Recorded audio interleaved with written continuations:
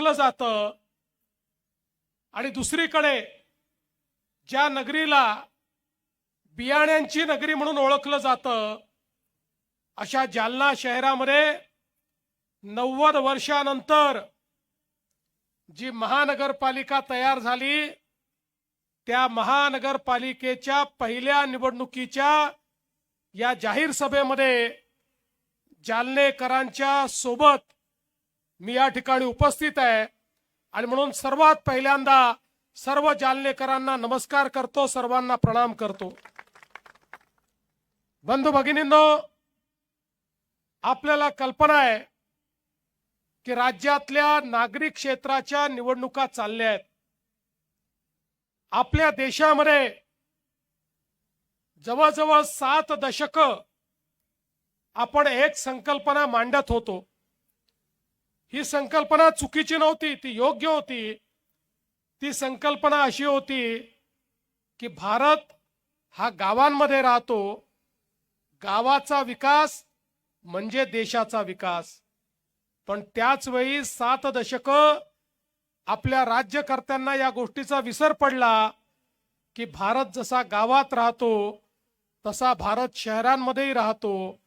अन्न वस्त्र निवारा, शिक्षण, आरोग्य, रोजगार याकरता गावातनं लोक शहरात येतात। शहरात येणाऱ्या गरिबांना, मध्यमवर्गीयांना सुखसोयी देणं, त्यांच्या जीवनाला सुकर करण्याकरता व्यवस्था करणं ही देखील शासनाची जबाबदारी आहे। हे जवळपास 70 वर्ष आपण विसरलो आणि त्याचा परिणाम काय झाला? 70 वर्ष लोक गावातनं शहरामध्ये आले पण त्यांची व्यवस्था झाली नाही। परिणाम असा झाला, ज्याला जिथे जागा मिळेल तिथे तो बसला। झोपडपट्ट्या तयार झाल्या, अतिक्रमण झाली, पिण्याच्या पाण्याचा प्रश्न निर्माण झाला, लोकसंख्या वाढल्यामुळे घनकचऱ्याचा प्रश्न निर्माण झाला, नाल्यांमधनं गटारी व्हायला लागली। त्या ठिकाणी आपल्या विहिरींमध्ये, आपल्या तलावांमध्ये, आपल्या नदीमध्ये हे सगळं घाण पाणी जायला लागलं। आपलं जीवन प्रदूषित व्हायला लागलं। शहरं ही मोठ्या प्रमाणात बकाल व्हायला लागली। शहरी जीवन हे कुठेतरी खराब व्हायला लागलं। एकीकडे रोजगाराची निर्मिती शहरात होत होती पण दुसरीकडे शहरामध्ये राहणाऱ्या लोकांची अवस्था ही मात्र वाईटापेक्षा अजून वाईट होत होती। 70 वर्षानंतर या देशामध्ये पहिल्यांदा 2014 साली माननीय नरेंद्र मोदीजी यांचं सरकार आलं आणि मोदीजींनी सांगितलं भारत जसा गावात राहतो तसा भारत शहरामध्ये राहतो। गावांचा विकास करावा लागेल, शहरांचाही विकास करावा लागेल। शहरामध्ये येणारा गरीब, शहरातला मध्यमवर्गीय अन्न वस्त्र निवाऱ्याकरता, शिक्षण, आरोग्य, रोजगाराकरता, मनोरंजनाकरता लोक हे शहरामध्ये आलेले आहेत, त्यांच्याही व्यवस्था कराव्या लागतील।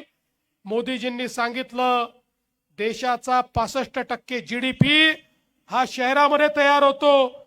शिक्षण, आरोग्य आणि रोजगाराच्या संधी या शहरामध्ये तयार होतात आणि म्हणून आपली शहरं चांगली झाली पाहिजेत। याकरता पहिल्यांदा या देशामध्ये मोदीजी असे प्रधानमंत्री निघाले की ज्यांनी शहराकरता योजना सुरू केल्या। स्मार्ट सिटीची योजना, अमृत शहरांची योजना, स्वच्छ भारत शहर योजना, प्रधानमंत्री आवास योजना, शहर योजना, वेगवेगळ्या योजनांच्या माध्यमातून मोदीजींनी हजारो कोटी रुपये हे शहरांना देणं सुरू केलं। पहिल्यांदा तुम्ही बघा 2014 नंतर शहरांना पैसे मिळणं सुरू झालं। रावसाहेब पाटलांनी, बबनरावजींनी, कैलास भाऊंनी या ठिकाणी ज्याचा उल्लेख केला, ते जे सगळे पैसे आज आपल्या जालना शहरात आणि या जालना जिल्ह्यात येऊ शकले कारण पहिल्यांदा या देशामध्ये प्रधानमंत्र्यांनी सांगितलं आपली शहरं देखील चांगली झाली पाहिजे। आज तुम्ही बघा प्रधानमंत्री आवास योजनेमध्ये मोठ्या प्रमाणात घरं आपल्या महाराष्ट्राला मिळाली, पण घरं मिळाली तरी देखील गरीबाला आम्हाला ती घरं देता आली नाही। याचं कारण असं झालं, आमच्या लक्षात आलं झोपडपट्टीमध्ये राहणारे जे लोक आहेत, जे गरीब लोक आहेत, या झोपडपट्टीमध्ये राहणाऱ्या लोकांना त्यांच्या जमिनीचा मालकी हक्काचा पट्टा नाही, त्यांच्याकडे PR कार्ड नाही, त्यामुळे त्यांना त्या ठिकाणी घरांचा फायदा देता येत नाही। 2च महिन्यापूर्वी आपल्या सरकारने निर्णय घेतला, आता झोपडपट्टीमध्ये राहणारा प्रत्येक व्यक्ती त्याला त्याच्या जमिनीचा मालकी हक्काचा पट्टा आपण देणार आहोत, प्रत्येकाला PR कार्ड आपण देणार आहोत आणि केवळ त्याला त्याच्या जमिनीचा मालक बनवून आपण थांबणार नाही। तो जर कच्च्या घरात राहत असेल तर मोदीजींच्या आवास योजनेतनं पक्क घर बांधण्याकरता त्याला पैसा उपलब्ध करून दिला जाणार आहे। आणि म्हणून मंचावरच्या नेत्यांना मी सांगतो, ही जनता तुम्हाला निवडून देणार आहे, पण पहिल्यांदा झोपडपट्टीत राहणारे आणि जे बेघर आहे त्यांचा प्रश्न हातामध्ये घ्या, त्यांना मालकी हक्काचा पट्टा द्या आणि मालकी हक्काचा पट्टा दिल्यानंतर त्यांच्याकरता जेवढ्या घरांची मागणी तुम्ही कराल तेवढी घरं राज्याचं सरकार मंजूर करेल।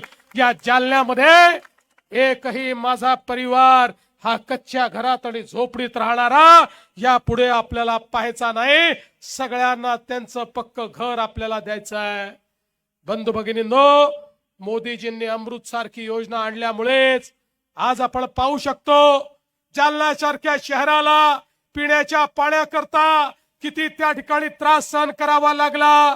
रावसाहेबांच्या नेतृत्वात आम्ही मोर्चा देखील काढला, सातत्याने या ठिकाणी शहरांवर अन्याय होत होते, पण मागच्या काळामध्ये 125 कोटी रुपयाची पाणी पुरवठा योजना ही आपण त्या ठिकाणी मंजूर केली। 474 किलोमीटरचं पाईपलाईनचं काम हे आपण पूर्ण केलं। 9 पैकी 8 जलकुंभ झाले। 75 कोटी रुपयाची कामं अजून 3 महिन्यामध्ये या ठिकाणी पूर्ण होतील। आणि मी तुम्हाला सांगतो, येत्या काळामध्ये जालना शहराचा पिण्याचा पाण्याचा प्रश्न हा पूर्णपणे त्या ठिकाणी आम्ही संपवू। आमचं स्वप्न आहे जालना शहरामध्ये ज्या ज्या वेळी नळ उघडेल त्या वेळी प्रत्येकाच्या घरी शुद्ध पिण्याचं पाणी आलं पाहिजे, हा आमचा प्रयत्न या ठिकाणी आहे। आणि म्हणून मोठ्या प्रमाणात पिण्याच्या पाण्याची योजना असेल आणि मग ही योजना कशी पुढे चालवायची असा प्रश्न होता। इतकी मोठी योजना, त्याचं विजेचं बिलच इतकं मोठं होतं की ते बिल आपल्या या महानगरपालिकेने कसं भरायचं असा प्रश्न होता। आणि म्हणून कैलाश भाऊंनी मगाशी सांगितलं, रावसाहेब आमच्याकडे आले, मी स्वतः ऊर्जा मंत्री होतो, माझ्याकडे खातं ठेवलं होतं। रावसाहेब आणि सगळ्या लोकांनी सांगितलं, काही करा, हे विजेचं बिल आम्हाला परवडत नाही, हे विजेचं बिल भरलं नाही तर एवढी मोठी योजना करू नये, पिण्याचं पाणी त्या ठिकाणी येणार नाही। आणि म्हणून आम्ही निर्णय केला आणि त्या ठिकाणी सौर ऊर्जा प्रकल्पाला आम्ही मान्यता दिली, 100 कोटी रुपये दिले। मला सांगताना आनंद वाटतो, आता दरवर्षी तुमचे 40 कोटी रुपये या ठिकाणी वाचणार आहेत आणि जालना शहराला पाणी पुरवठा हा नियमित त्या ठिकाणी होणार आहे। आपल्याला कल्पना आहे, हे शहर एक अत्यंत महत्वाचं अशा प्रकारचं शहर आहे।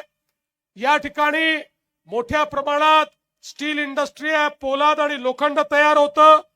आणि म्हणून या ठिकाणी मागच्या काळामध्ये आपण ड्रायपोर्टची निर्मिती केली, समृद्धी महामार्गाची निर्मिती केली। मी 5-10 वर्षापूर्वी सांगायचो, ज्यावेळेस समृद्धीचं काम सुरू केलं की पुढच्या काळामध्ये संभाजीनगर आणि जालना हेच आमच्या इंडस्ट्रीचं मॅग्नेट होणार आहे। त्यावेळी लोकांना ते खरं वाटत नव्हतं, पण आज हे होत आहे। इतक्या मोठ्या प्रमाणात गुंतवणूक येते, आमच्या कुटुंबातल्या मुलांच्या हाताला यापुढे काम मिळणार आहे। आणि त्याकरता खऱ्या अर्थानं मोठ्या प्रमाणात ड्रायपोर्टचं काम आपण केलं। आणि एवढंच नाही तर रावसाहेबांच्या आग्रहाखातर देशातली सगळ्यात मोठी संस्था ICT, त्या ICTची ब्रँच देखील आपण या ठिकाणी जालन्यामध्ये मंजूर केली।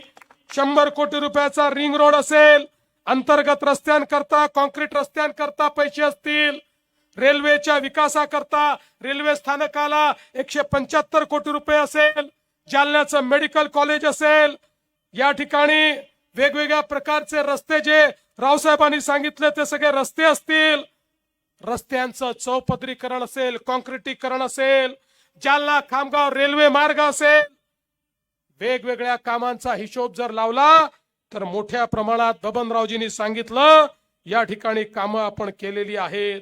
आणि येत्या काळामध्ये आमचा प्रयत्न आहे, मोदीजींनी सांगितलंय प्रत्येक शहराला 100% भुयारी गटाराची योजना असली पाहिजे, शहरातल्या घनकचऱ्याचं व्यवस्थापन झालं पाहिजे. आजपर्यंत आपला कचरा ही आपल्यावरची एक लायबिलिटी होती. कचरा ठिकठिकाणी पडला असायचा, नाहीतर कुठेतरी नेऊन डंप केला जायचा, तिथनं वास, तिथनं घाण, तिथनं गॅसेस, तिथनं प्रदूषण हे तयार व्हायचं. मोदीजींनी स्वच्छ भारतच्या अंतर्गत आपल्याला पैसे दिले आणि सांगितलं आता कचरा म्हणजे कचरा नाही आहे, कचरा म्हणजे ही संपत्ती आहे. आता कचऱ्यावर प्रक्रिया करून त्यातनं कोळशासारखे पॅलेट्स तयार होतात, ज्यातनं वीज निर्मिती आपल्याला